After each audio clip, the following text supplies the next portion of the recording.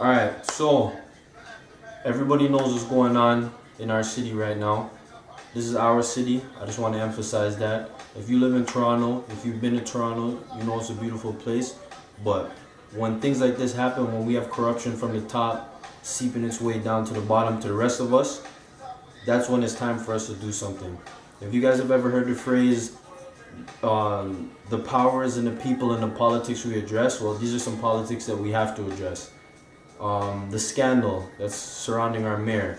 I mean, you know, people in their own personal lives, they have their own demons to deal with.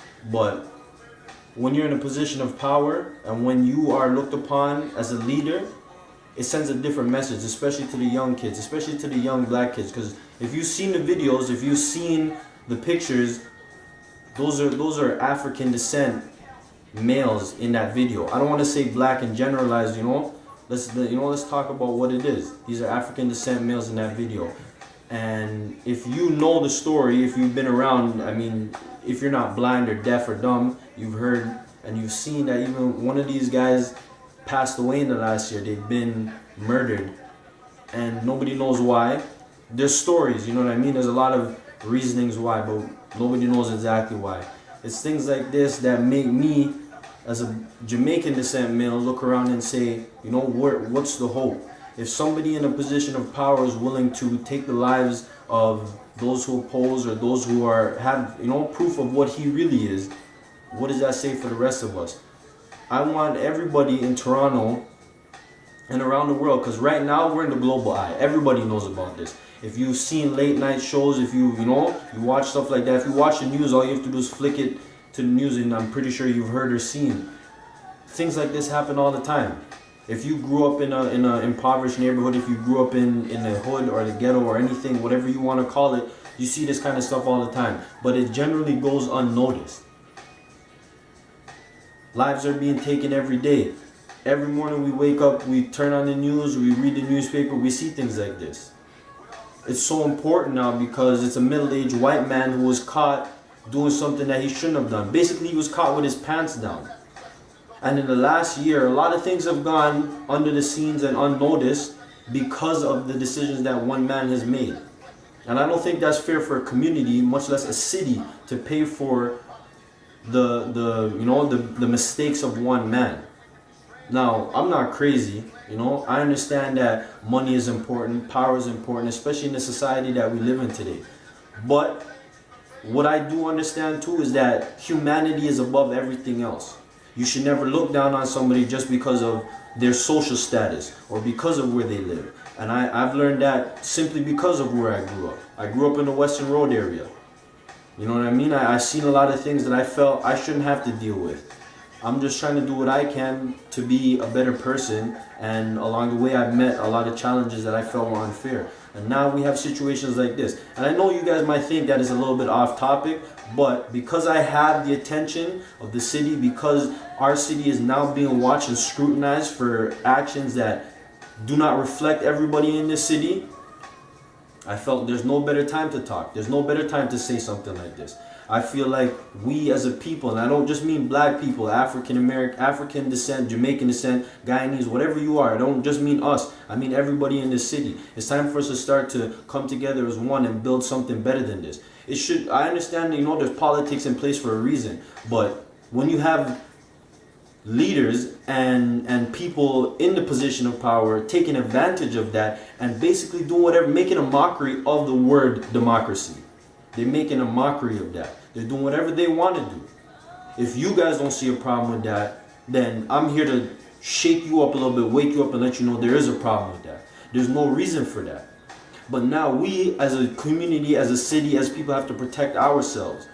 Because now we fall into the image of, you know, the city with the crackhead mayor. That's our image now. Now, obviously it's not only up to us to change that, but like I said, it is up to us to protect ourselves and better our city. Now, starting from the bottom to the top, I'm gonna talk about the things that are close to me that I understand. Because like I said, I grew up in Western Road. I grew up in the hood, as it is referred to from people outside of those neighborhoods. The ghetto, you know, the unwanted places to be, dangerous environments, stuff like that. That's where I am. That's where I'm from. And now I'm saying to you guys who have lost brothers, who have lost sisters, who have lost mothers and fathers, and nieces and nephews, who have lost people to this kind of corruption, it is time to take a stand. That doesn't mean that you have to go out and break windows. It doesn't mean that you have to go out and beat up the first, person that is not from your neighborhood or from where you're from. It just means that we have to stand up and we have to rectify ourselves in order to stand tall no matter what happens. Because if the city were to crumble tomorrow, they're not going to give a shit about us. They're not going to give a fuck what happens to us. But if we care about what happens to us, we're going to do something to protect ourselves. And this is a message, like I said, to everybody. It's not just my community alone, because this is something that has affected our whole city. Now, why take this opportunity to talk about something like this? Like I said, it's very important, especially to me, because I see it all the time. I work in the community. I live in the community. I see this shit all the time. I'm tired of these things going unnoticed. I'm tired of young black males dying or being hospitalized or being jailed, and it's become the norm. It's become acceptable and understandable that that's the way that we should live. I don't agree with that. I don't believe in that at all. And now when you have people who are role models to our children, because at the end of the day, when you talk to a little kid, you say, what do you want to be? And they say, I want to be mayor, I want to be a firefighter, I want to be an astronaut. They don't think about color. Those concepts don't seep into them until later in life. They just see position, they see the greatness, they see the respect and honor that these positions get. And now that that has been demonized, you have to ask yourself, what are these kids holding on to? What can they see themselves doing if they have no direction in the place where they live? When they look to their city and they look to, I want to be, this is where I am, this is where I've grown up, this is where I love, I want to be here, I want to make change. When they see stuff like that, you have to ask yourself, what kind of message are we sending to these kids? What opportunity do they have to make change if they feel like the people who have been in these positions have taken advantage of it? Now, this is not an easy fix, this is not an overnight fix, but I hope that by saying something about it, by voicing my opinion, voicing my concerns, maybe I will spark the light in somebody who will take the stand and say, you know what, I agree, this is what we should do. Because I have a lot of ideas on what we should do for our community. Every race in Toronto, in this country, Canada, North America as a whole, that's Canada and America, immigration. A lot of people who come from overseas to this country have a lot more opportunity and rights than the people who have been here.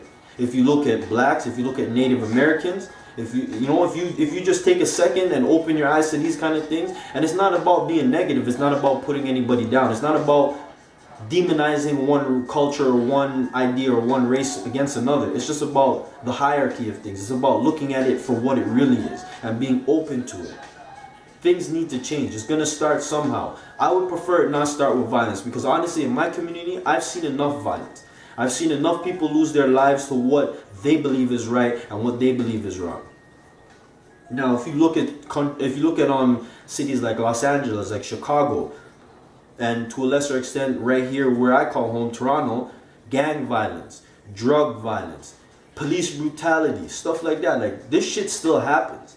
It might not be on the news every day, but fuck, it's going on. You know what I mean? If this shit didn't come out right now, Rob Ford would still be doing his thing like nothing was wrong.